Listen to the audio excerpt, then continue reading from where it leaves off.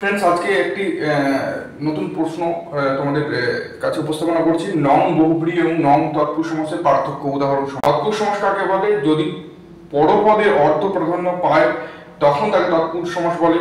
যদি পরপদের অর্থ প্রাধান্য পায়, দেখো আমি লিখে দিচ্ছি, যদি সমাস হয়,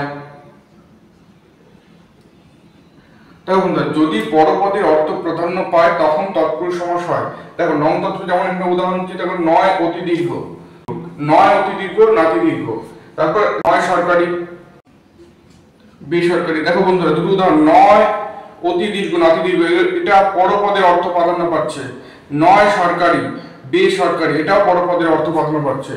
নং বহুব্রীর ক্ষেত্রে বন্ধুরা দেখে না, বুঝে নাও বন্ধুরা। অন্যদিকে কি হচ্ছে, কোন পদের অর্থ প্রাধান্য না পেয়ে অন্য কিছু অর্থ বোঝালে বহুব্রী হয়। এখানে দেখো কোন, তাই তো বন্ধুরা, দেখো কোন পদের অর্থ প্রাধান্য না পেয়ে অন্য কোন অর্থ প্রাধান্য পায় তাকে বলা হয় বহুব্রী। দেখো এখানে উদাহরণ কি আছে, নেই জ্ঞান যার অজ্ঞান,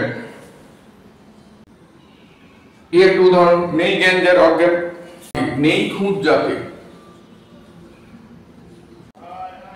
এই দুটো উদাহরণের সাথে বুঝিয়ে দিচ্ছি। দেখো এখানে পরপদের অর্থ প্রাধান্য পেয়েছে নয় অতি দীর্ঘ নাতি দীর্ঘ। দেখো পরপদ মানে দীর্ঘ, এই দীর্ঘ পদটার উপর প্রাধান্য পেয়েছে। নয় সরকারি বেসরকারি, দেখো এখানে এই পরপদের অর্থ প্রাধান্য পেয়েছে। আর বহুব্রীর ক্ষেত্রে কি হচ্ছে, নং বহুব্রীর ক্ষেত্রে প্রথমে সবসময় একটি নেই নাবাচক অব্যয় থাকবে, ঠিক আছে?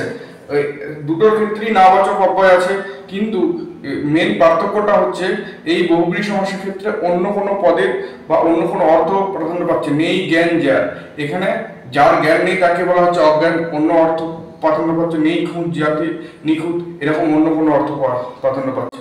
মোটামুটি দেখবে তোমরা, সমসমান পদে পরপদে অর্থ প্রাধান্য পাচ্ছে, এটা হচ্ছে তোমার নং তৎপুরুষের ক্ষেত্রে। আর কোনো পদেরই অর্থ প্রাধান্য পাচ্ছে না অথচ অন্য কোনো অর্থ এখানে বোঝাচ্ছে, সেই ক্ষেত্রে হবে এটা বহুব্রীর ক্ষেত্রে। কিন্তু তার আগে সবেরই হবে নাবাচক কোনো অব্যয় যুক্ত থাকবে। এই হচ্ছে নং বহুব্রী এবং নং তৎপুরুষ সমাসের মেন পার্থক্য।